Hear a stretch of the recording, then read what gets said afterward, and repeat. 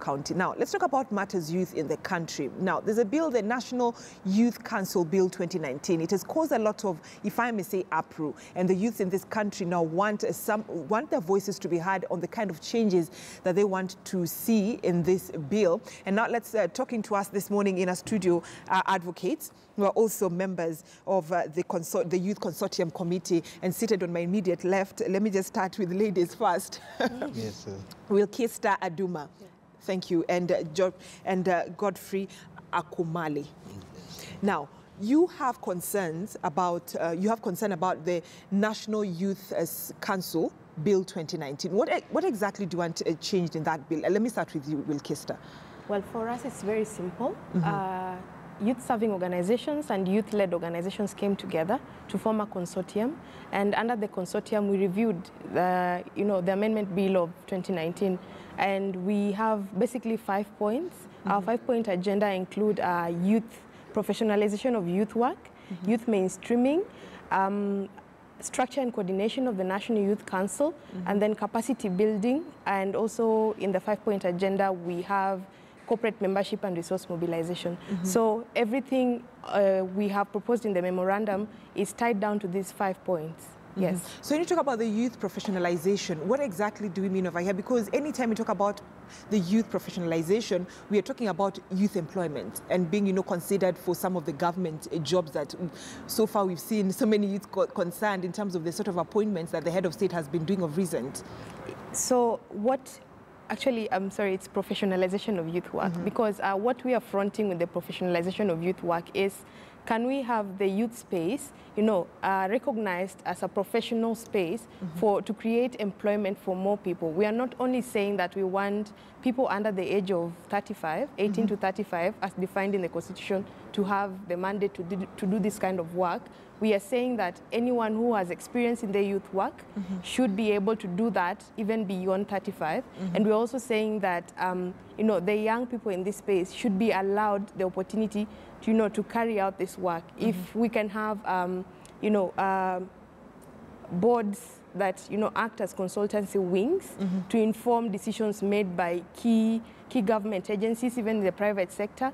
This is what we are fronting with the professionalization of youth work. Yeah. Okay, and when you talk about that, let me bring you, Godfrey, in this conversation. Yes. And recently I remember when the president made an appointment, and the president gave an excuse, and everyone wondered. He was like, these old people are not corrupt. When you're talking about employing the youth, it looks like the youth are, that's the sort of message that he was trying to pass across, and everyone raised a concern about it. But also when it comes to employment of the youth, as much as that is what you're pushing for, and there is a concern also, the youth only want the white-collar jobs. They don't want to be, to do the odd jobs, like go to Juakali. They don't want to be, some of them don't want to be self-employed. They want the top jobs in the country. Yet, as we speak right now, there's a job shortage.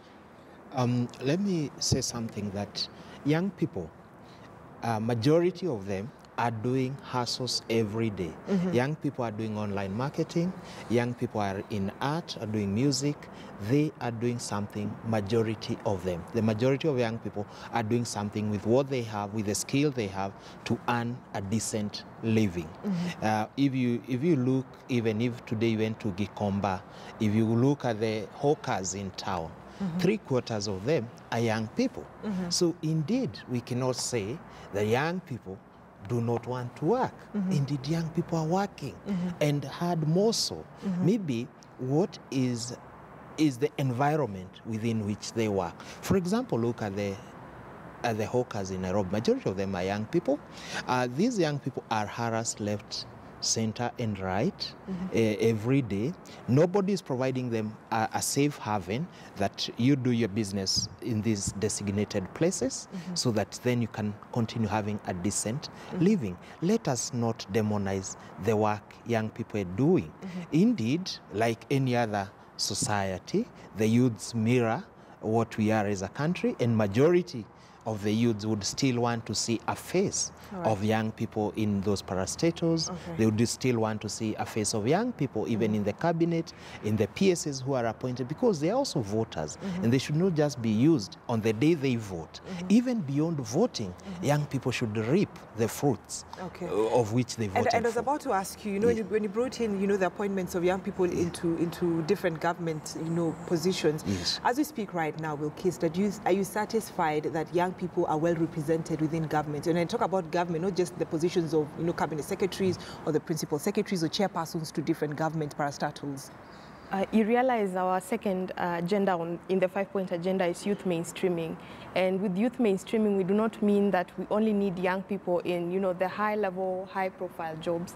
We also need youth across board in all the levels. And just to tie it into what Kumali was trying to, say in terms of matching jobs and matching skills with the right, the right kind of work to do, it's only recently that we are seeing the promotion of TVETs, and that's not something that we've fronted for a while. Actually, any young person who joins a TVET is a failure of sorts, you get. So they are told that you've joined a village polytechnic, therefore you amount to nothing.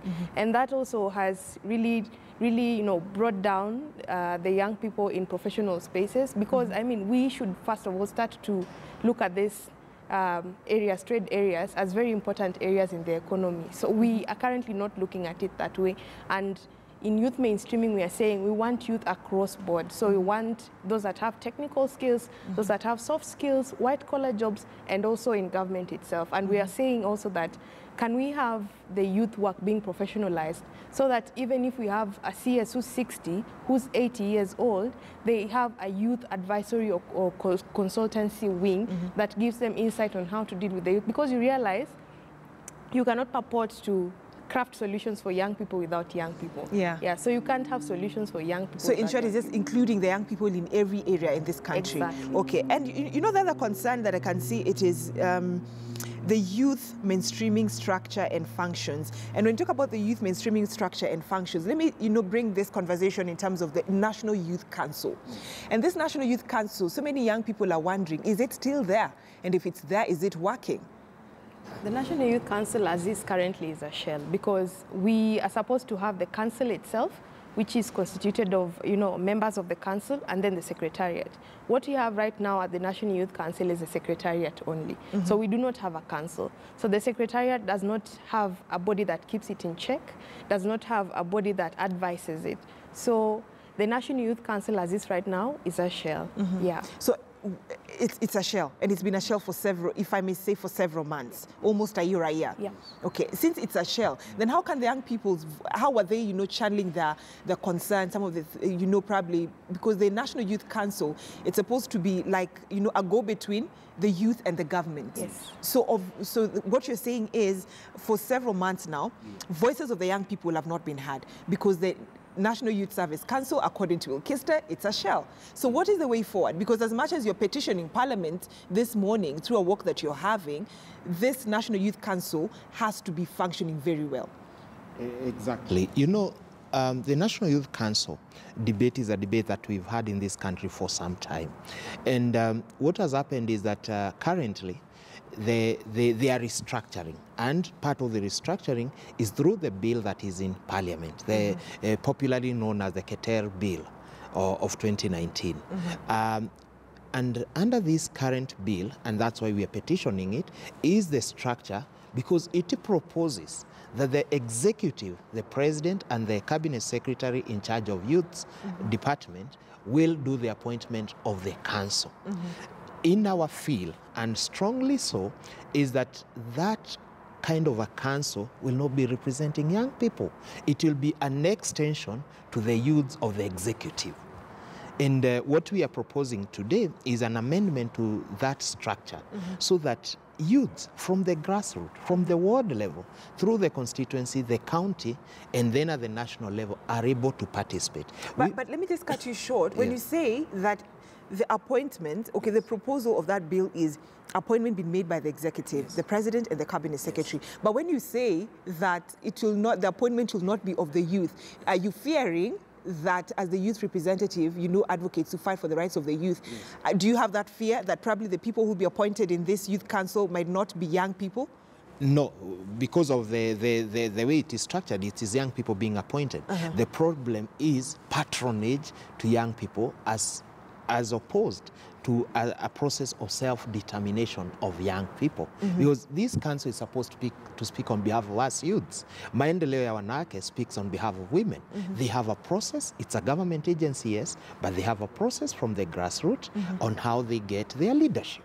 We are saying, as young people, let us be given an opportunity to elect our leaders from the grassroots through the national level. And at the national level, whoever we elect, we present them to the president for appointment. That is the process we are faulting as it is today.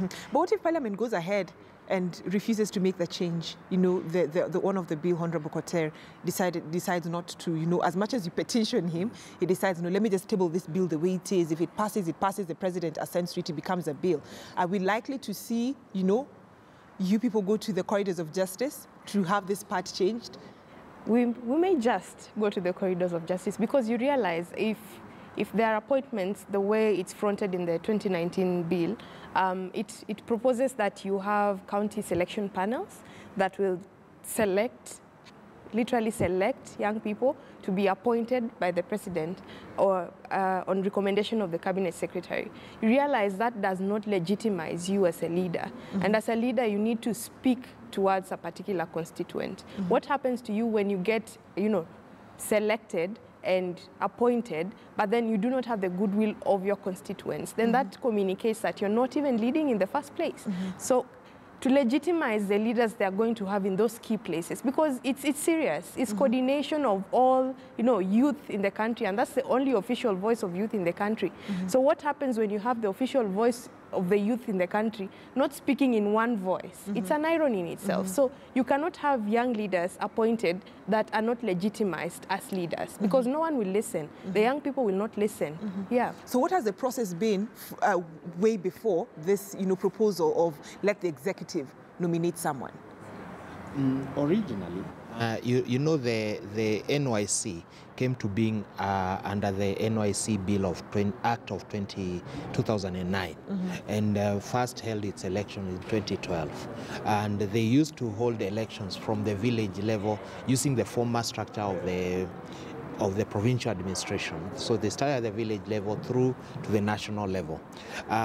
Under that process, it was somehow chaotic, and because of the politics involved. However, under our new proposal, we are departing somehow from the original and going to a more sanitized process. Instead of us having campaigns at the village and everywhere, we are saying young people today are well coordinated. They are in youth groups and they are in wards. They are well known to the youth officers. The youth officer, if told to table the youth groups within his jurisdiction or her jurisdiction, she is able to do it. Let those young people, because that then their movement of young people serving youth purpose, let them elect 3 representatives who then ascend to the constituency level, through the county level, and at the national level, every county sends 3 delegates. All right. And these 3 delegates is a man, a woman, and a person with disabilities. So there's also the 3 sides, the gender rule as well is well represented. Representation of the minority groups like the disabled. It is well thought in our new process, so that we have the National National Youth Council Assembly, and that National Youth Council Assembly then elects the 12 members who are then presented to the president to nominate to the office of NYC Council. But as much as we are sitting down here trying to talk about the National Youth Council Bill 2019, what you want, some of the proposals that you have that you want the Honourable Member Keter to actually change, but so many young people, some of them are not even aware of the National Youth Council. They don't even know it exists. And some young people have been like, okay, so the National Youth Council is there. They've never been fighting for our rights. Yeah, so through the consortium of about 50 organizations, youth-serving, youth-led, some are CBOs. So it's a movement right from the grassroots level, so at the community level, and then, it cascades up. So we have tried to create awareness to the young people all over about the National Youth Council itself, because you realize there's a huge gap, and there's no one stepping into that gap. And if the government does not, through the National Youth Council, step into that gap, then it would be to their own detriment if they do not, because how then do you make sure that all these young people are well coordinated and organized to have, you know, an organized society? First of all, it will tie down to the workforce. The workforce ties down to the revenue ties down to the GDP. So how do we make sure that we harness this demographic dividend that, you know, is foreseen by researchers, you know, across Africa and across the world? How do we harness it as a country to make sure that it works for us? Because if you look at East Asia, a country like Indonesia, for example, in 1960, between 1960 to 1990, they decided to harness their demographic dividend for the youth, and it worked really well for the economy. So how do we, as Kenya, also make sure that we are in this and we harness the demographic dividend to make sure it works well for us to build the economy? So there's also the role of the youth, you know, in the national development. So we should not ignore these things because they are of great importance. All right. And I just have to apologize because you have to bring this conversation to an end because you have a live event that's supposed to kick off and you need to continue updating our viewers. Just in a minute, just to wind up the walk for today, in a minute. So today what we are doing as youth serving organizations, we are presenting our memorandum to Parliament through Honorable Keter. And why we are doing this is because the process of public participation is already through, and therefore we could not send our memorandum to the Clerk of the National Assembly. Then through Honorable Keter, we hope that our memorandum will be considered and taken to the floor of the House by friendly members of Parliament who will take it up on what we've proposed so that our ideas are incorporated in the bill. And if this happens, it will be for the good of our nation, for the good of youths of this country. And we are doing this because we believe the future belongs to the youth. And the youths must take their rightful position in developing our country to the next level. The future belongs to the youth. And let me just remind of you some of the 5 areas you want. There's professionalization of youth work. There's also youth mainstreaming structure and functions. There is corporate membership. And there's also capacity building and resource mobilization. And the 5th one is?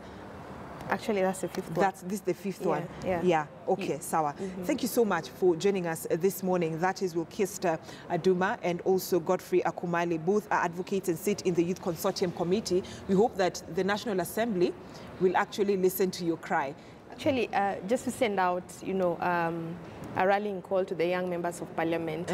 The discussion around young members of Parliament not being able to achieve anything for the youth. I mean, this is the platform the young members of Parliament can take advantage of and, you know, build with us and have some sort of synergy and collaboration for them to make the National Youth Council functional, and they can leave that as a legacy. And the good thing is that the 12th Parliament has several, you know, so many young people. And I know there's a young people forum, you know, in Parliament. So I hope that they'll, you know, they will actually listen to the cry of there's so many youths in this country. Bring us to the end of this conversation. The walk is beginning this morning from the Freedom Corner. No, from Bruce House, where the NYC offices are, through Parliament Road, and then to KICC, where Honorable Keter and the young parliamentarians will be in hand to receive our memorandum. All right, Honorable Keter, the young people are coming to you right now just to